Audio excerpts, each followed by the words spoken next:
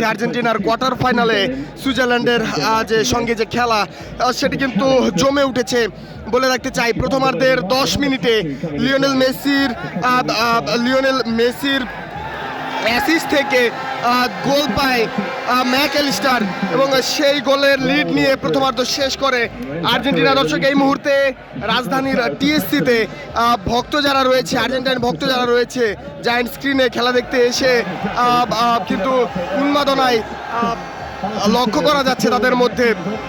বলে রাখতে চাই, মধ্যরাতের পর থেকেই একে একে আর্জেন্টাইন ভক্ত যারা রয়েছেন তারা কিন্তু এই ঢাকা বিশ্ববিদ্যালয়মুখী হন এবং তীব্র বৃষ্টি থাকার কারণে চিরচেনা বিগত ম্যাচগুলোর মতো ভিড় না থাকলেও সময় বাড়ার সঙ্গে সঙ্গে, বেলা বাড়ার সঙ্গে সঙ্গে আর্জেন্টাইন ভক্তদের উপচে পড়া ভিড় আমরা দেখতে পাচ্ছি এই মুহূর্তে পায়রা চত্বর এলাকায়। আমরা দেখেছি মধ্যরাত থেকেই অনেক ভক্ত যারা রয়েছেন টিএসসিতে দাঁড়ানোর জায়গা না পেয়ে বৃষ্টিতে ভিজেই আর্জেন্টিনার যেই খেলা সেটি তারা উপভোগ করছেন। বলে রাখতে চাই, প্রথমার্ধে 10 মিনিটের মাথায় লিওনেল মেসির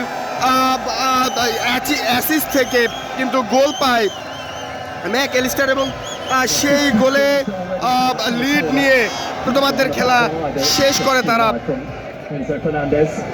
যেমনটি দেখছেন, আর্জেন্টাইন ভক্ত যারা রয়েছেন পছন্দের দলের জার্সি পরে পতাকা হাতে পছন্দের দলের খেলা উপভোগ করতে কিন্তু তারা বৃষ্টির উপেক্ষা করেই এই টিএসসির যে পায়রা চত্বর জায়ান্ট স্ক্রিনে খেলা দেখানো হচ্ছে সেখানে তারা খেলা দেখছেন।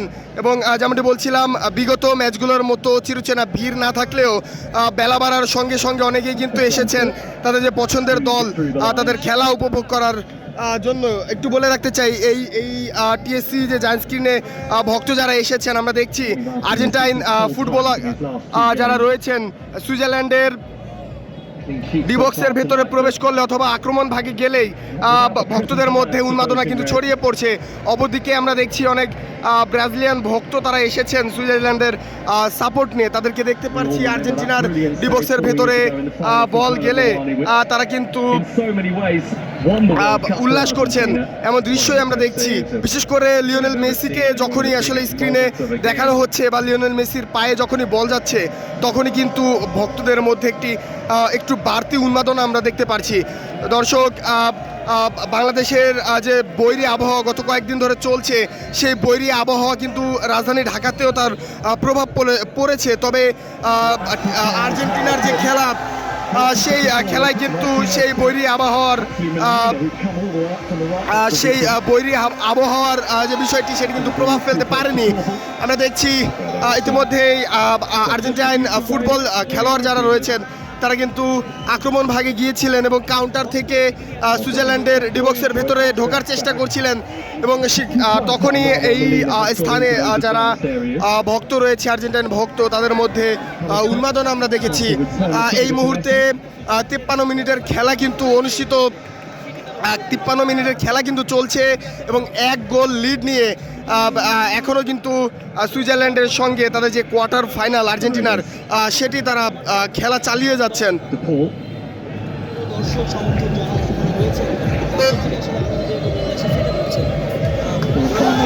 দর্শক, আবারও কিন্তু আক্রমণ ভাগে আলবিসেলেস্তারা এবং যখনই আসলে আর্জেন্টিনার ফুটবল খেলোয়াড়রা মাঠে আক্রমণে যাচ্ছেন অথবা ডিবক্সের ভেতরে প্রবেশ করছেন সুইজারল্যান্ডের, তখনই কিন্তু এখানে যারা ফুটবল ভক্ত রয়েছে আর্জেন্টিনার তাদের মধ্যে বাড়তি উন্মাদনা আমরা দেখছি।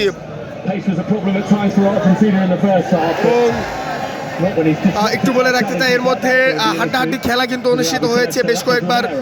সুইজারল্যান্ডের ফুটবল খেলোয়াড় যারা রয়েছেন তাদেরকে আর্জেন্টিনার ডিবক্সের ভেতরে প্রবেশ করতে দেখা গিয়েছে।